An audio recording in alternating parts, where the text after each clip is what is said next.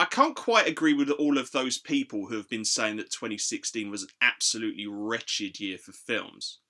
It definitely wasn't as colourful or interesting a year as 2015, but some pretty decent things happened. Though I will admit that it has been harder to do a best ofs list. But in the year's defence, it was much, much harder doing a worst of. Largely because most of the worst films weren't really that interesting to talk about. In fact, let's just do a top 5 worst of now. Number 5. The first 20 minutes of this film are fucking awful, but it claws its way back to mildly entertaining. Number 4. Remarkable in how absolutely unremarkable it is. In fact, the only thing it proves is that American accents are the only thing Alicia Vikander can't do magnificently. Number 3. Dad's Army. Completely missed the point. Completely missed the point about what makes the classic sitcom such an enduring masterpiece. Number 2. The Neon Demon. I hate this film the more I think about it. When it's not being annoying, it's just boring. This thing is only kept off of the number 1 spot by Elle Fanning and the fact that it looks so amazing. Number 1. The Encounter. An inept and utterly banal attempt to do a found footage film with UFOs and alien abductions. Completely useless. Right, that was the worst of. Boom. Let's go. Number 10. Everybody. Nerve. I kind of went back and forth on this one. This film has a final act which really threatens to undermine everything which has gone before it.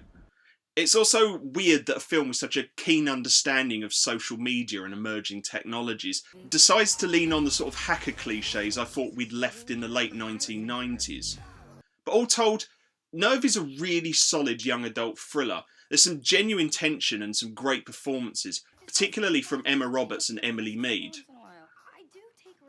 Though Juliette Lewis is fucking horrendous. Feel a sermon coming on. Number 9. The Shallows. All shark films are measured against Jaws. Though weirdly, the cultural artefact The Shallows most reminded me of was Mirror's Edge. This is because they both attempt to experiment and redefine aspects of their respective genres. And also because they both more or less succeed. The Shallows is extremely contrived in places. Some of the CGI is ham-fisted and used in bewildering ways. But the cinematography is gorgeous, and Blake Lively does an amazing job to carry the majority of the film solo. She has this intensity and subtle charm and credibility which help really engage you with the story. Plus, Birds Set Free plays over the credits. If you want to score easy points with me, put Sia on your soundtrack. The topic will be sin, and that's what I'm Number 8. in. The Revenant. Look, Iñárritu is not the director for me. I think I'm the only person who respected Birdman rather than enjoyed it. But The Revenant was a little more interesting to me, largely because of its scope, but also because it had plenty of little Kubrickian flourishes, particularly in terms of the cinematography.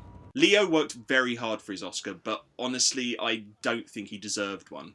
Tom Hardy, however, sorely overlooked. If you wanna hear Number 7. my story. Telios. Wow, this film is an outlier. Why? Because it looks like the garbage that the Horror Channel puts on a Sunday afternoon, because it's too early to show the actual, horror. This film is cheap as hell, but I really loved Ian Trutner's exploration of transhumanism and AI and the dangers of space travel. And Sonny Maybury, Wheatus Kren and Ursula Mills deserve particular credit for helping to elevate this film way beyond its means. Then saddle back and Number just 6. sit tight. You look like an avocado had sex with an older avocado. Thank you. Deadpool. I was so glad that this was good.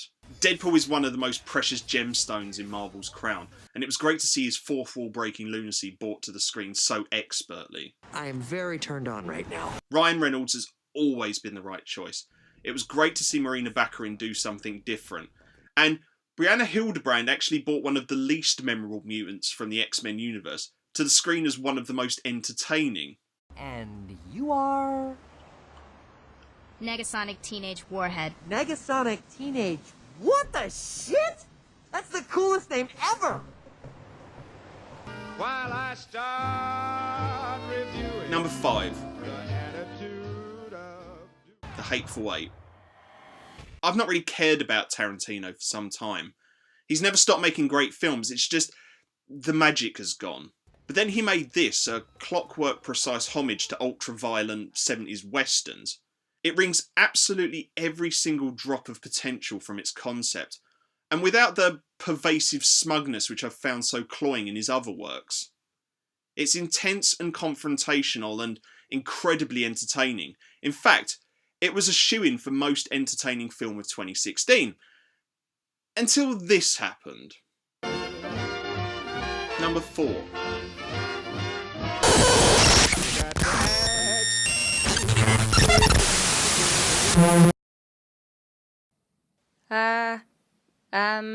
Hi. I'm not sure what's going on here. Guess you're getting this in 2 parts.